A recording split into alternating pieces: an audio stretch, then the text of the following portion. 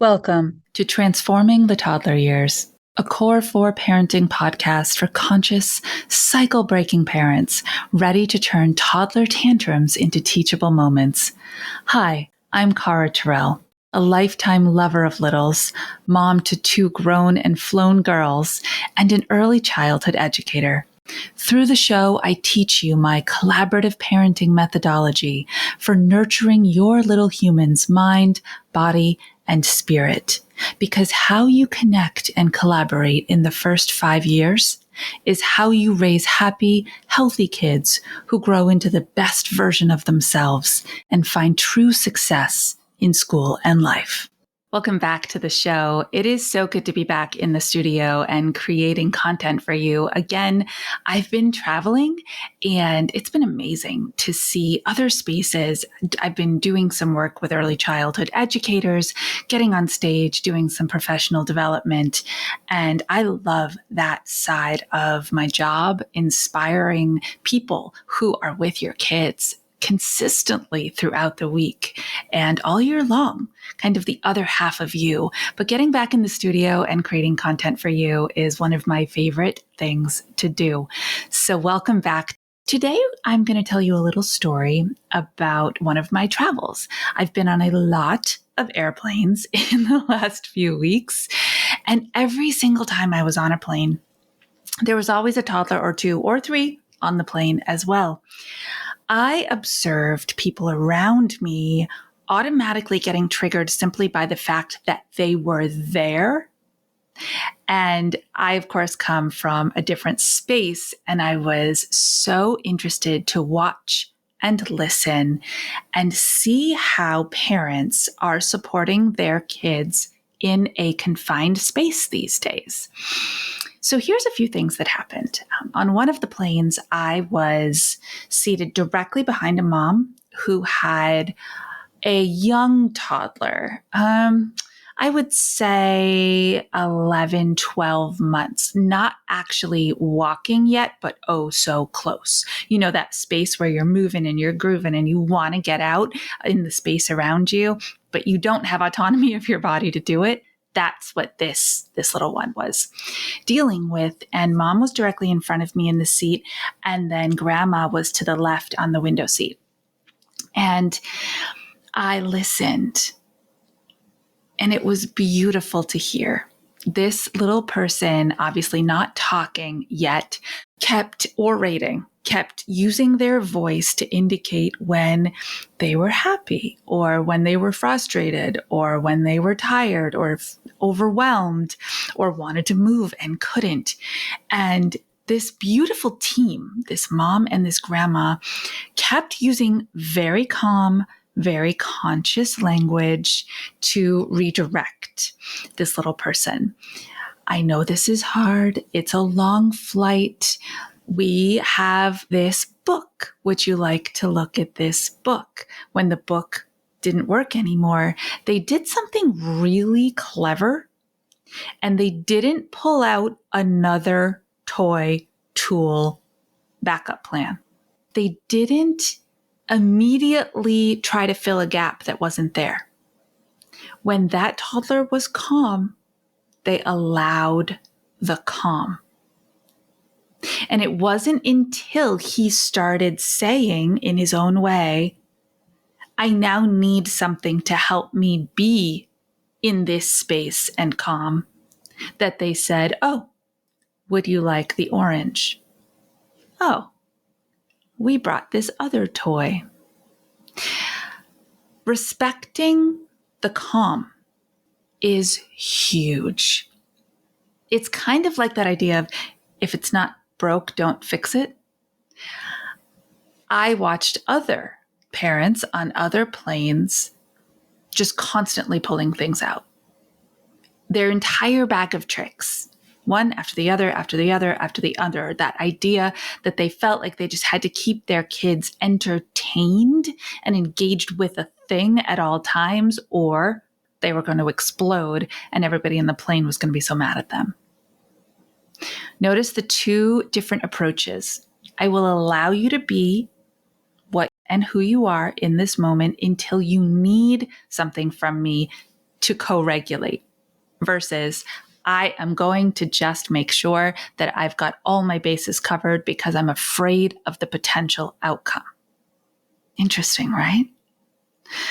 I was on another plane with a newly mobile toddler. I'm going to put this kid at 14 to 15 months old. And this mom was fantastic in keeping that little kiddo on her lap until she recognized that he just couldn't take it another minute. And then, assuming the seatbelt sign was off, up and down the aisle they walked. And I observed her confidence. This is one of my favorite things about conscious collaborative parents these days. The confidence in, I know why I'm making the choice I'm making. And she just kept walking that toddler, small stretch of the plane, not the whole thing, up and down until this little boy was clear. Oh, okay, I've moved my body. I can go sit down again for a little while.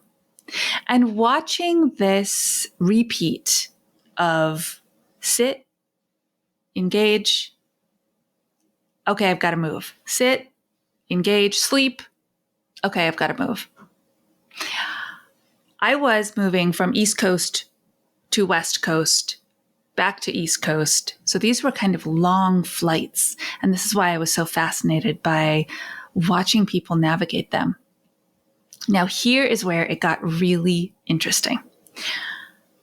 I was on a third plane, and there was a little, I think this was a little girl, but I was a little further away on the plane, so I'll just say it was a little girl. And this little girl was clearly higher energy, clearly felt things bigger.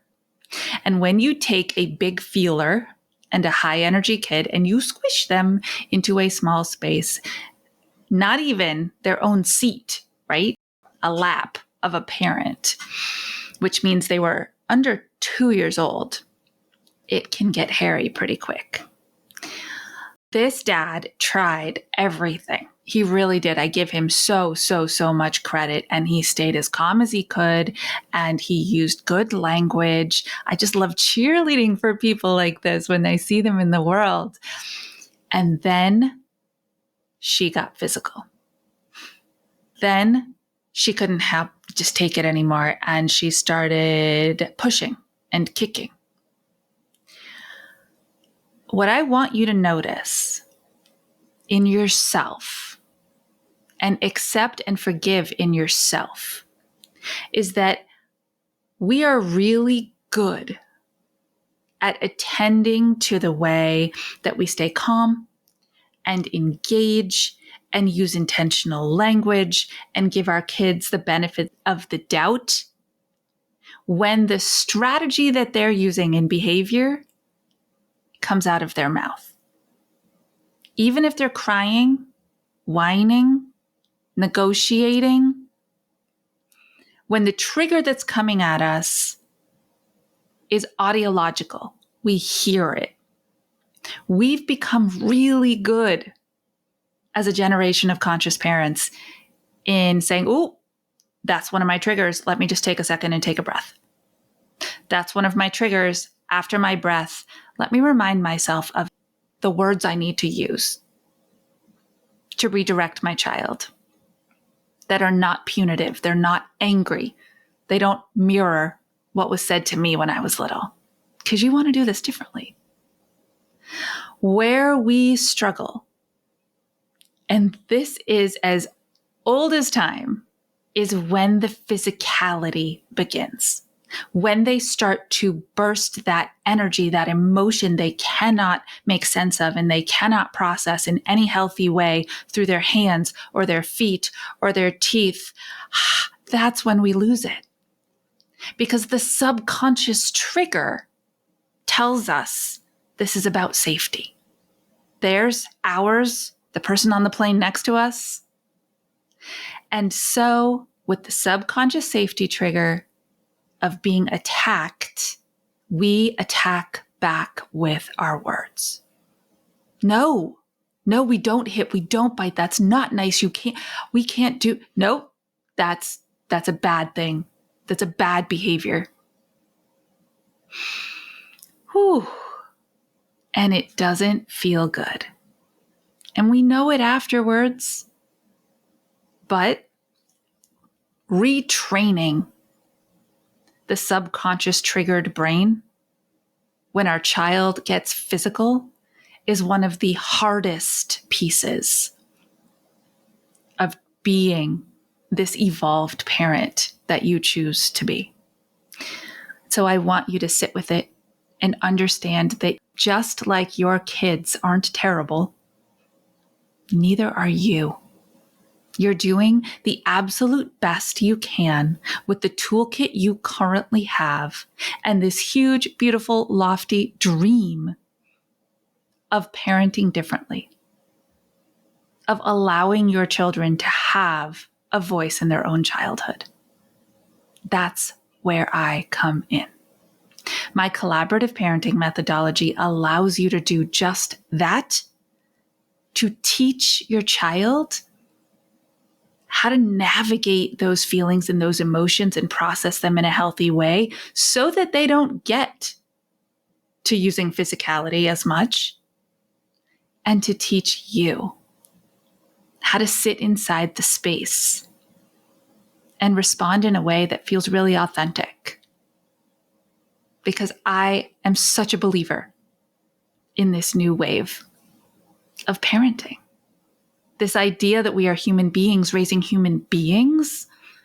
And so we get to go back and forth. We get to go back and parent ourselves a bit again to become the parent we want for our children. We get to team up with them and design this thing in a really healthy, unique way.